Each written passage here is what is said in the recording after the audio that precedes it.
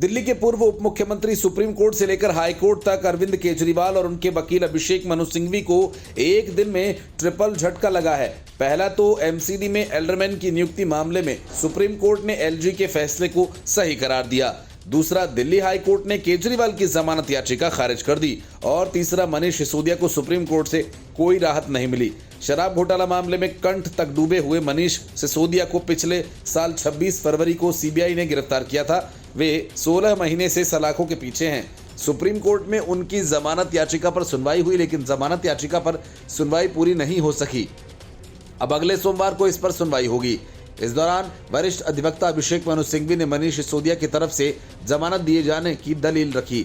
मनीष सिसोदिया ने ये कहते हुए जमानत मांगी कि वे 16 महीने से हिरासत में है और अक्टूबर से उनके खिलाफ मुकदमा आगे नहीं बढ़ा है। सिसोदिया की याचिका पर सुप्रीम कोर्ट 16 जुलाई को याचिकाओं पर सुनवाई के लिए सहमत हुआ और सीबीआई और ईडी से जवाब मांगा। मनीष सिसोदिया ने शराब नीति, उत्पाद शुल्क नीति से जुड़े भ्रष्टाचार और मनी लॉन्ड्रिंग मामले में अपनी जमानत याचिकाओं को फिर से शुरू करने की मांग करते हुए एक आवेदन भी दायर किया है। सुप्रीम कोर्ट में जमानत की मांग करने वाली मनीष सिसोदिया की याचिका पर सुनवाई हुई। दोनों याचिकाओं पर जस्टिस बीआर गवई और केवी विश्वनाथन की पीठ ने सुनवाई की। सुनवाई के दौरान मनीष सिसोदिया के वकील अभिषेक मनु सिंघवी ने कहा कि प्रवर्तन निदेशालय ने 4 दिन पहले जो जवाब दाखिल किया वो कह रहे हैं कि कथित शराब नीति घोटाला से हुई इनकम का पता लगाने और कई लोगों की भूमिका की जांच अभी जारी है।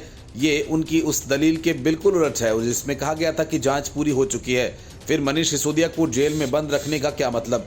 सिंघवी ने कहा कि ईडी ने दस्तावेजों को छिपाया, उन्हें गैर भरोसेमंद दस्तावेजों की श्रेणी में डाल दिया। 6 से 8वें अभियोजन शिकायतों की समीक्षा शुरू ही नहीं हो सकी। सीबीआई भी गैर भरोसेमंद दस्तावेज पेश करने में नाकाम रही। सिंघवी ने कहा कि ट्रिपल टेस्ट का खतरा तो सीबीआई केस में भी मंडरा रहा है। उन्होंने कहा कि prevention of money laundering act PMLA की धारा 45 में भी इसे ध्यान में रखा जा सकता है। उन्होंने कहा कि केवल इस आधार पर जमानत नहीं रोकी जा सकती कि आरोप गंभीर हैं। 2.5 साल बाद भी कोई रिकवरी नहीं हुई। इससे पहले 29 जुलाई को सीबीआई और ईडी की ओर से पेश अतिरिक्त सॉलिसिटर जनरल एसवी राजू ने खंडपीठ को बताया था कि केंद्रीय जांच ब्यूरो ने मनीष सिसोदिया की याचिका पर अपना जवाब दाखिल किया था, लेकिन यह रिकॉर्ड पर नहीं आया था। एसवी राजू ने सिसोदिया की याचिकाओं पर आपत्ति जताते हुए कहा था कि यह दिल्ली हाई कोर्ट के उस आदेश को चुनौती देने वाली दूसरी विशेष अनुमति याचिका है। उन्होंने कहा कि एक ही आदेश को 2 बार चुनौती नहीं दी जा सकती। मनीष सिसोदिया ने जमानत याचिका को खारिज करने के दिल्ली हाई कोर्ट के 21 मई के आदेश को चुनौती देते हुए सुप्रीम कोर्ट का रुख किया था।